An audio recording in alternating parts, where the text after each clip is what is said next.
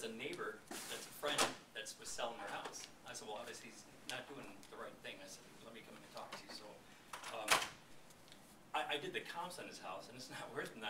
It's worth about 740. Okay, and it's hard for me to go in there and tell him he's got to come down to 740. But what I did is I put a package together. I haven't talked to him yet, and I know he wants to move to Carlsbad, and I'm sure he's spending right around the same amount of money. I haven't really had much chance to talk to him because he wanted me to talk to his wife. Right, she's the boss, and so I know they want to move to Carlsbad. So what I did is I pulled up a bunch of comps around the 800 range in Carlsbad, and I wanted to show him what other in the same price range, what people are looking at and what they can get, and why he should sell his house for 740. And also that there's at the same time, when I talked to him briefly, he just said, well, that's I don't want to come down too low because I'm giving my house away. But at the same, I think what I wanted to hit on was other people are giving their houses away too, and this is a good time to go get one of those houses. I would get him off the track of giving a house away. Yes. $750,000 is not giving anything away. There's the statement, I'm giving my house away, or I don't want to give my house away, is a comparison type statement. You're giving away compared to what? Well, it was worth 900. Yeah, well, I used to be 10 years younger too, so whoop-de-doo. But I want to get back to the very first thing you said. It's hard for you to go in and tell them it's worth 740. Why is it hard for you to do that? Well, I know he's going to want to walk me out the door, and that's why I'm preparing for this, and I want to show him that hey, this is what other people are looking at in this price range, and they're so you nicer than his okay, house. So, all right, then this is just the way, my philosophy, the way I do things. I would just tell him, hey, your house is worth 740. I got a guy coming in tomorrow whose house is listed for, I don't know, 880 or something. And the thing's like a $600,000 house. And I'm going to come in and say, hey, look, two things need to happen, and one of them is this price needs to be changed. I just listed a house, sent off like a listing agreement today. Guy paid less than a year and a half ago, paid $4.2 million for it. And I told him it's in the high twos.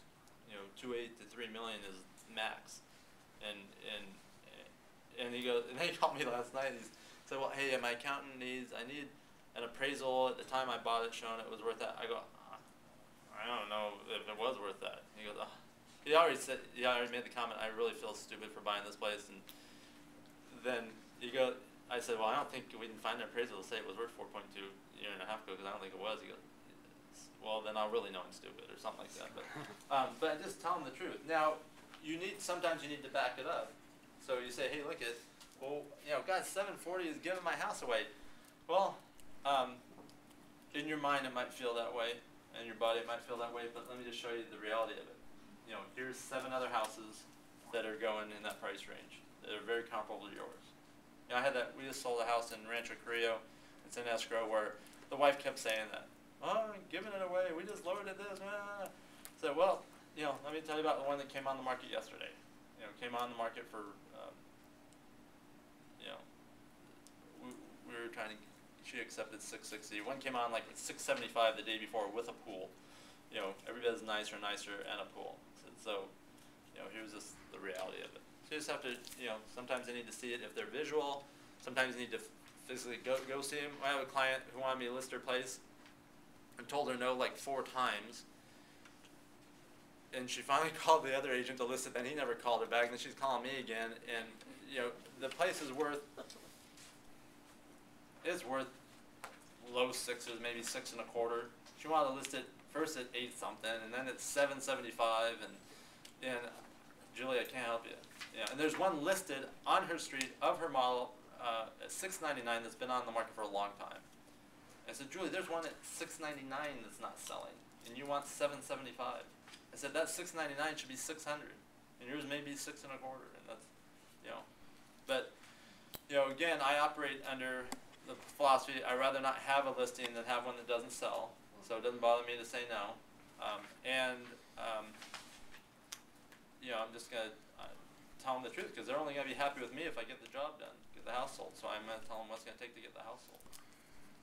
It's just like the doctor, you do not want to go to the doctor who doesn't tell you what you need to hear because he's afraid you're going to walk out of his office.